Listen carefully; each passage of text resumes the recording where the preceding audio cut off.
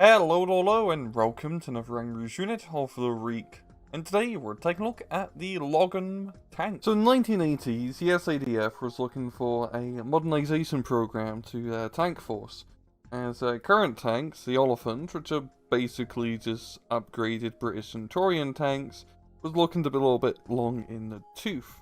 And so they wanted to design a new modern MBT. This program would be nicknamed Project Loggim, but with the end of the border war in '89, there wasn't really that much need for, well, a new series of tanks, as military spending was cut quite drastically. And so the South African companies who are making the tank, or designing it, went, you know what, okay, we can't build many of these, but let us just build one as a demonstrator, a tank technology demonstrator, the TTD. The main focus with the TTD was endurance for long operations and ability to repair the tank out in the field, speed, because there's a lot of distance to cover, and also fuel usage to make sure it can actually go over these long distances. It also had a pretty decent array of, well, modern digital systems to a modern digital age. Now, the gun of the actual produced TTD in real life was the 105mm gun. This is also the one you see in War Thunder. However, the actual plan was to arm him with 120mm. But the idea to modernize the main battle tank force was scrapped in favor of upgrading the army and the navy, and so the one TTD was just left to be the only one, and it would end up being donated to a museum in the late 90s. In-game, the Loggim is a 155-point super heavy tank available to the South Africans.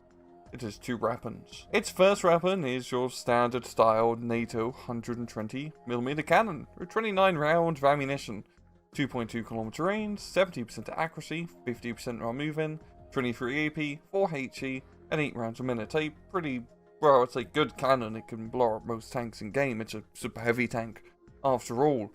And then you got your standard 7.62mm machine gun. Up down to miscellaneous stats has 20 frontal armor, 7 at side, 3 at back, and 3 at top.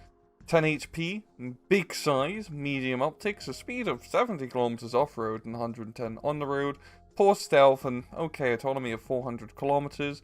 It is a prototype, and it is type restricted to only armored decks. So in battle, the Loggim is just really another super heavy tank. Super heavy tanks, I'd say, not being as important anymore in 1v1 meta. They still do a great job of holding territory and just being a huge threat and area denial, but they always do have that limitation of what they can actually affect on the battlefield, and today it's just one unit.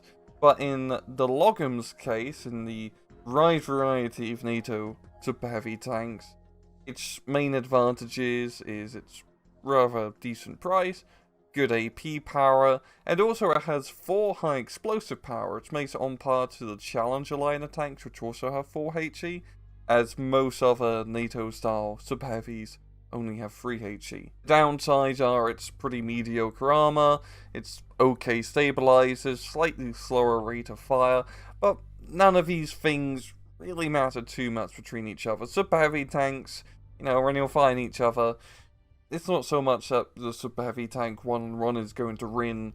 Some bugger with a Maverick missile or a Milan F3 is going to come in and save the day. It just needs to survive long enough for fire support to come in and actually do its job. However, there's one big problem to the Loggim, and that's really not the Loggim's fault.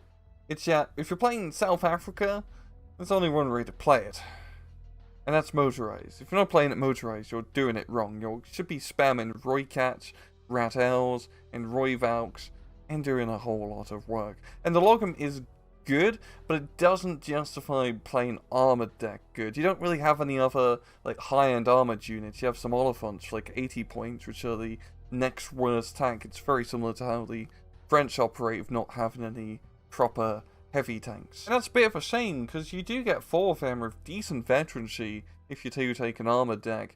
And it's not a bad unit in any sense of the word. It can hold its own. Of course, you can always play general decks as well, but once again, really need to be playing South Africa motorized to get the most out of South Africa. And that's really the fate of its unit. It's a good unit, it's not bad in any sense of the word, it's pretty cool from a historical standpoint, but you'd never see it, because everyone playing Moto Gang, baby.